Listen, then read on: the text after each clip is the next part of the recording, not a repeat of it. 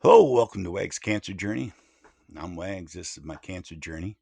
Well, today is June 27th. Kind of a late start on this. I already did this video. Audio didn't work. So I'm redoing it, which is probably a good thing because I bawled my eyes out. Hey, sometimes take two, maybe better, maybe worse. But let's start this with some gratitude.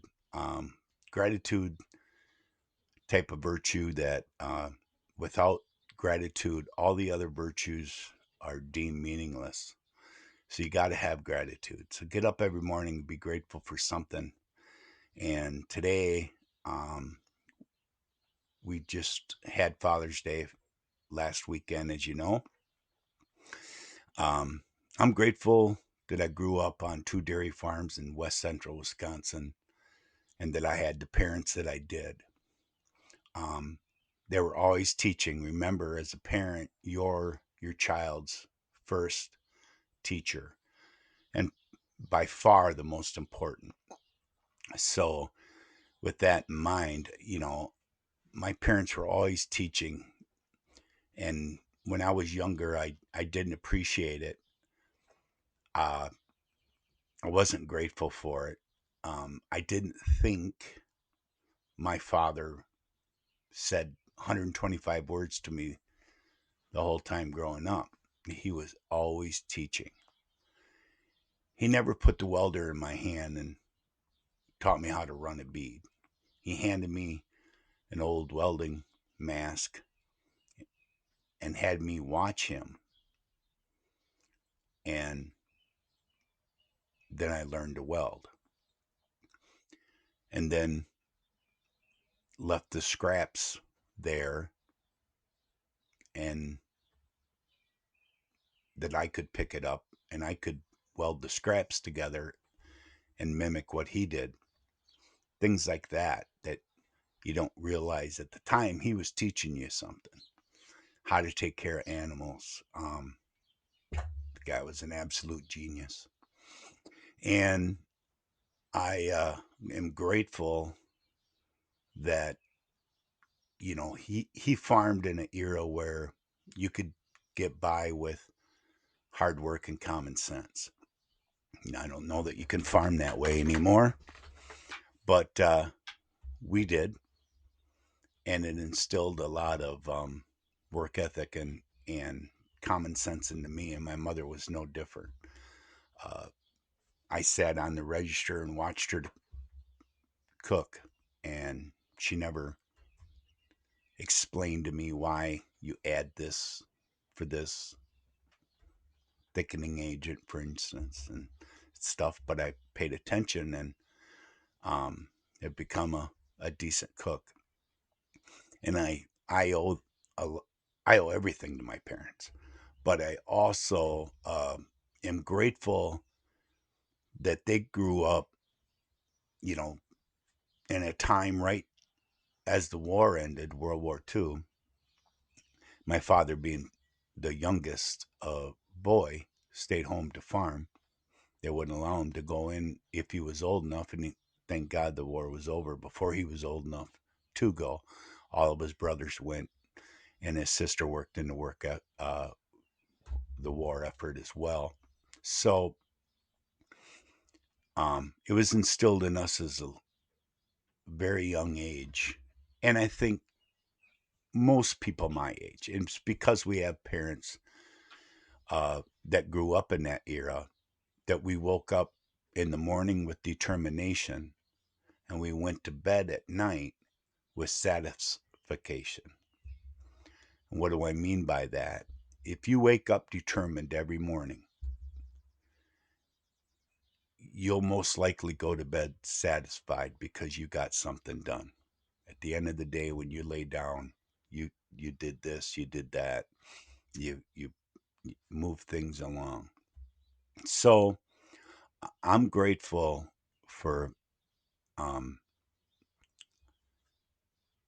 growing up in that generation with people that are from that era that um, really instilled a lot of great a lot of great things that we as parents,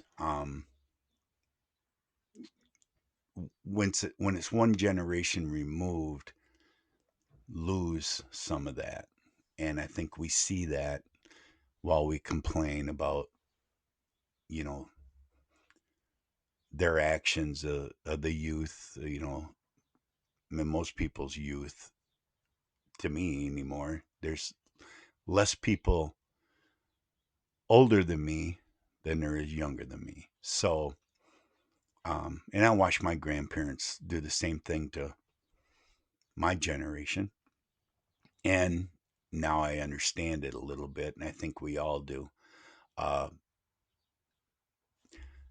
for you young folks, um, that doesn't mean that you guys aren't doing a bang up job. I look at all the people that went to Afghanistan and Iraq, and you know were in our military through that era, and they did wonderful. They're still doing wonderful things, and hopefully we can take care of those folks as well. But I'm grateful, and I have a couple followers that are older than I am that are from that era, and I can't thank you enough. Francis and Lloyd Griffin,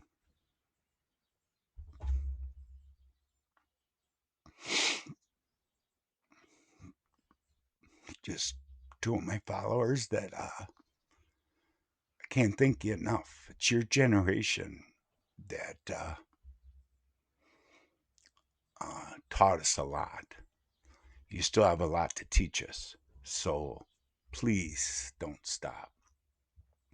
So I'm grateful for that, my parents and that generation of folks that we all grew up around and we looked up to, and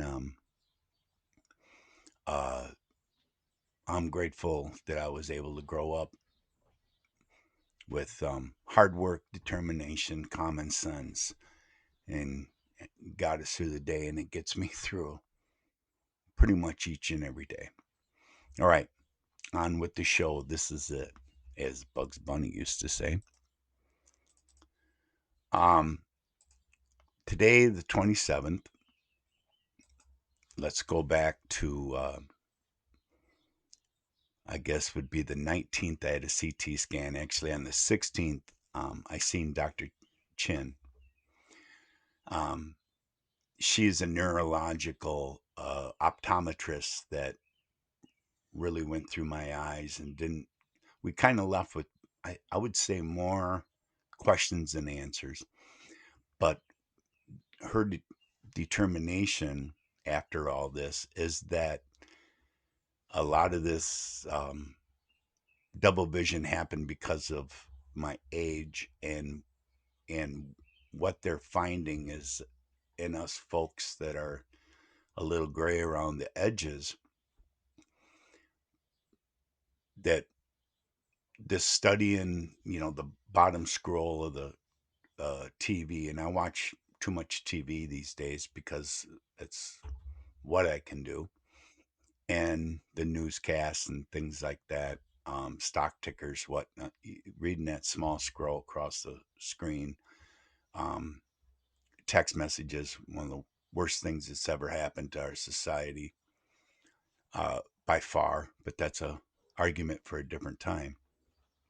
That these really put stress on nerves behind your eye, and as you get older, and the blood flow doesn't flow through the eyes the way it used to, or because of our age, we're a little bit unable to keep up, and because we can't keep up, our the nerve, um, it gets weak. Things start moving. They're able to uh, they're able to correct that with prisms, and it relaxes the nerve, and a lot of times, uh, the nerve gets stronger. It works with the muscles.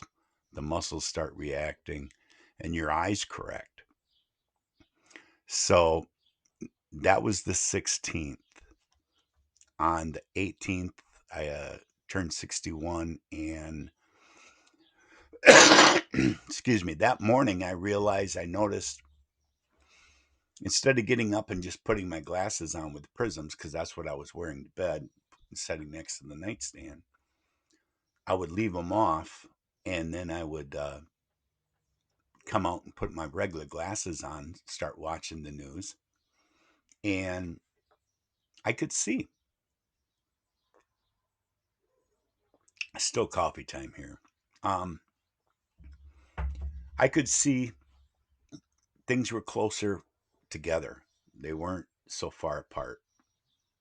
I actually had a tilt too. So they came in and put prisms in my glasses. They did one going up and down, one going side to side.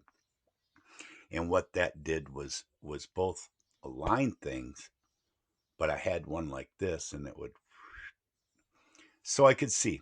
All right, great. Well, I was getting to the point where I could see without them. But as the day would go on, 11, 10:30, 11, things started getting farther apart. And I'd noticed that tilt. I think I noticed the tilt before I noticed that things were farther apart. So I'd grab my glasses with the prism and put them on. And you better sit down. For one, when that happens and you're wearing your regular glasses, I when things start getting farther apart, the nausea would start and then the vertigo. I mean, I part of it's gym. It's can't walk across the yard without tripping to begin with. But I would notice, I'd go down two steps and be like, "Woo," So I'd wear I'd put the prisms on, prism glasses. You have to sit down. You got to let your brain send the messages to your eyes to that there's a correction, and you would just see things start going like this until it become one. And it took a while. Few minutes is all, 4 or 5 minutes at the most, and then you were fine. And I would feel it in my knees more than anything that the vertigo was leaving. Um, and then I'd notice it in my stomach. I wasn't as nauseated. I do have nausea medicine to fight that, and sometimes I guess I did take nausea medicine a couple times this week because of it, because I was trying to train my eyes and strengthen that muscle to start seeing again. And Dr. Chin thought, that that's probably what would happen. So the 19th, I had my CT scan, and I thought it was a PET scan, and I think that's what I announced that I had a PET scan, and I was wrong. It was a CT scan. A CT scan will just show, they'll just go after spots where um, a PET scan will go from head to toe and they fill you with radiation. It's much more detailed. Well, I didn't have that. I had the CT scan and they CT'd my chest and my throat and then my brain. And we did get the results, and we have a bad habit of looking at them and thinking we know what we know, and in this case we were close, but not dead nuts on by no stretch of the imagination. um they did put in the CT scan, the person that did the analysis, no new tumors. That's huge. I'll take that. So um that was on the 19th. On the 22nd, I had a full eye exam again where they do that. But let's back up to the 20th. The 20th, I had a UTV ride for Children's Miracle Network. Jerry and I and a nice lady named Shirley helped put on. Um, the the girls got together and spearheaded this, and basically all I did was lead the pack with the lead UTV. Well, Um, I did it with my regular glasses for a while, and then decided at I think our second stop that I better put on my sit down, put on my prisms. So by the time we were ready to go to our third stop, I could see with my prisms because had way too many people that um, I didn't want to let down or or anything. And that's all you need is a lead guy out there driving by braille, right?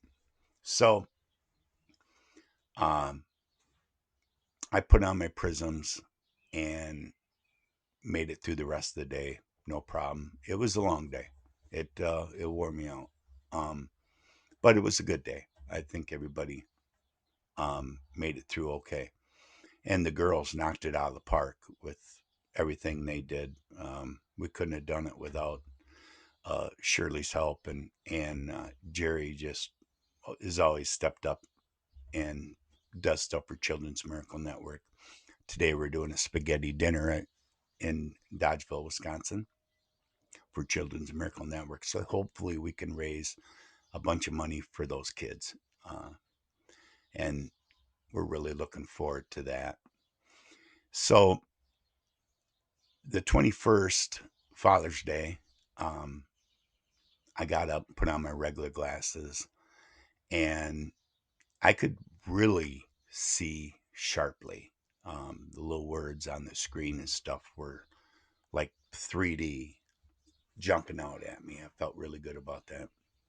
I ended up wearing my regular glasses all day. Went over, seeing my kids, seeing my grandkids. Uh, had a great day.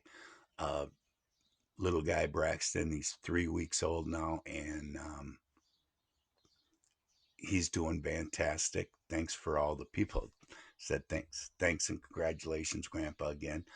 Honestly, didn't have you know uh, didn't see that one coming, but it was really good. I he's really cool, and they got me this.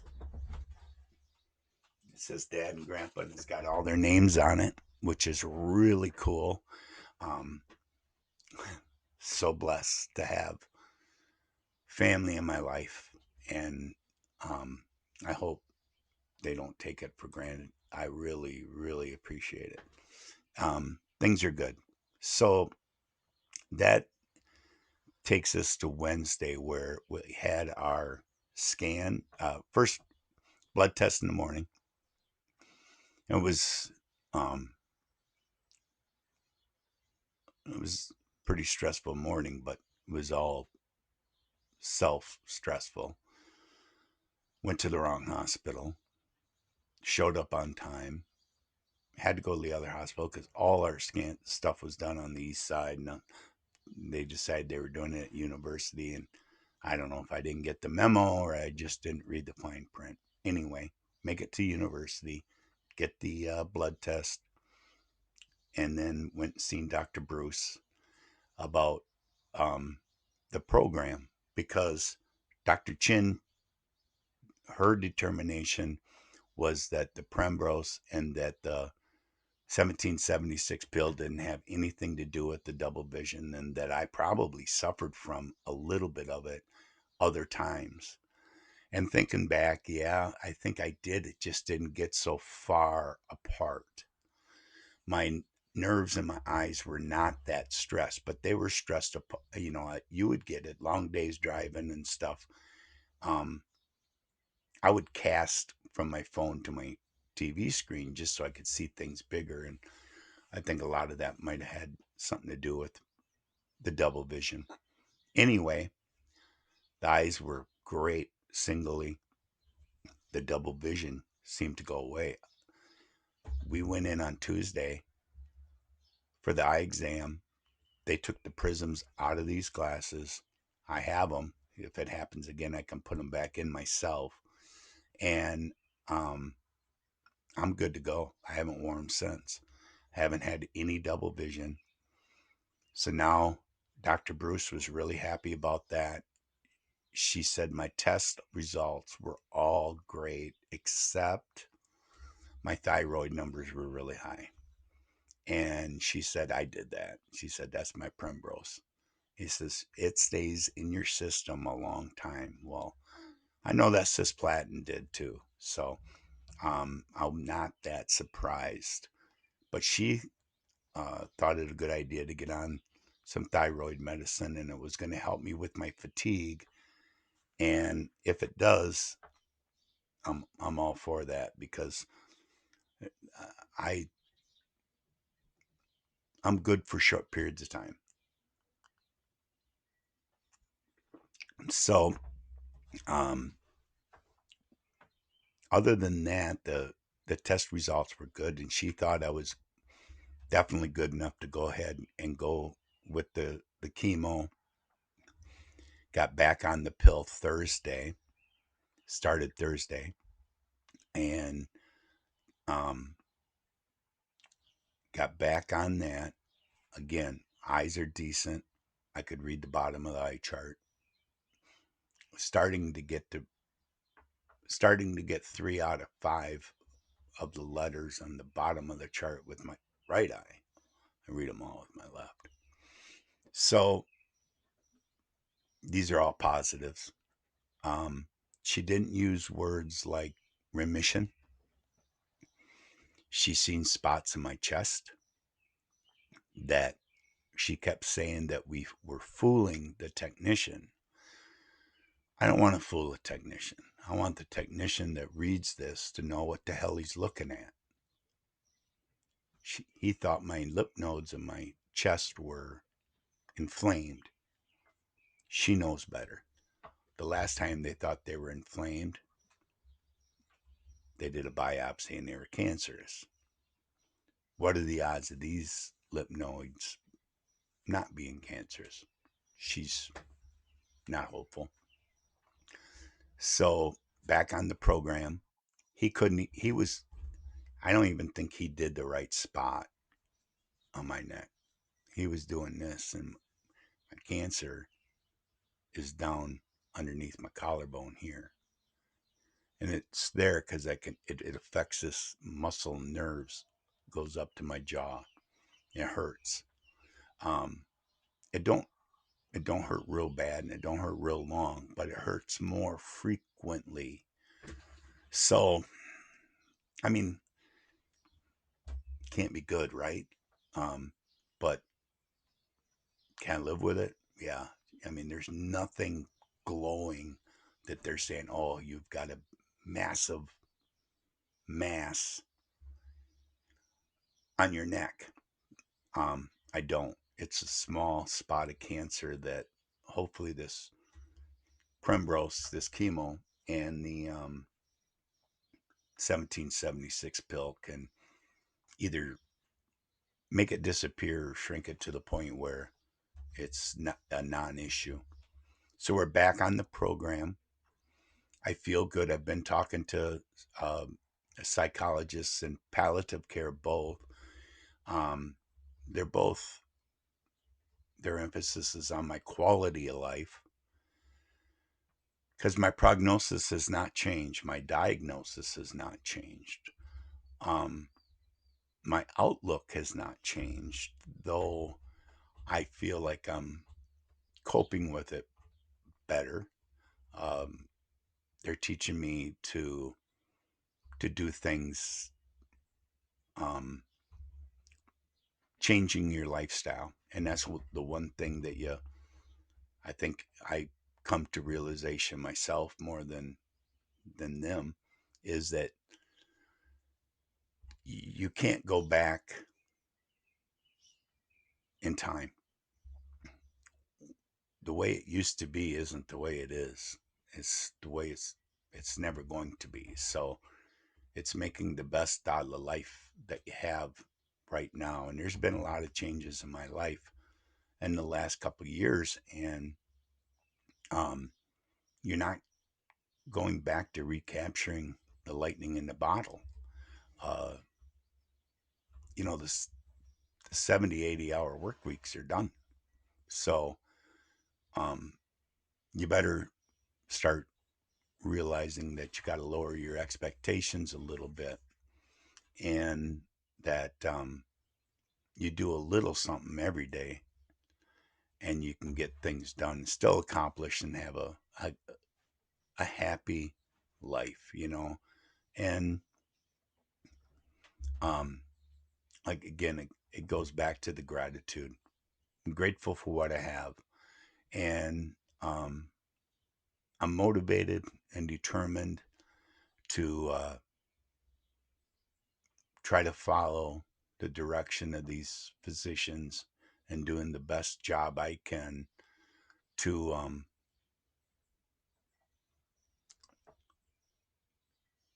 beat it. You know, we're all gonna go. You know, it's just a matter of how long. So I'm gonna try to get that how long to long. So uh, working towards that, and I'm happy all in all. Things are going decent, and I'm not. Yeah, I'm not really upset um, at a lot. The insurance company's still paying the keister, um, but you take your time, you deal with that when you have to, and then you put it aside because once you jump through the hoops, it, you're it's out of your control. So um, all we can do is work on ourselves as much as we can. Um, I still don't grow any hair here. This all the way down is still real smooth. I'm able to eat most anything I want within reason. I do see that normally I'd be putting on a lot of weight eating what I eat now and drinking what I drink now, but because uh, you just, but I'm not, and I think a lot of that is the between the medication and the cancer. Um, but I'll take it. Hey, if I can eat what I want and not put on weight, there's a lot of us out there that wish we could. Good picture of the grandkids. Uh, so I'm happy. I'm content. Um, I'm determined, and I'm hoping that we can use this to help somebody in their journey because that's really what it's all about. I get to help the children last weekend. I'm going to help them again today. I'm hoping that I can help somebody that's going through a cancer journey or a health scare, that you can get through it. Um, I got to, answer some questions. Uh, I don't know if you remember the neck wraps that I had that when they were burning the inside and outside of my neck really bad that I would use to ice down. I was able to give to another guy that's going through his cancer journey, and he's got throat cancer.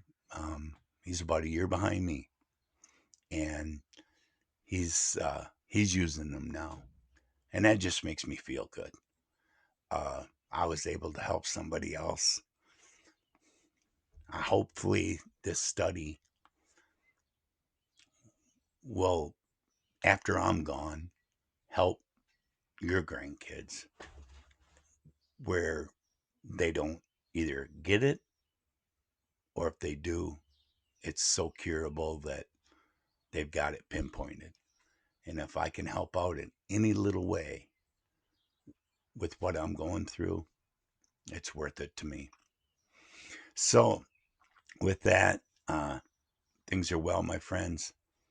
Enjoy this summer. Stay safe over the holiday. It's coming up, and celebrate 250 years of being free. Well, having what we have. For Jim, Wag's Cancer Journey, you take care of each other, and I'll see you next time.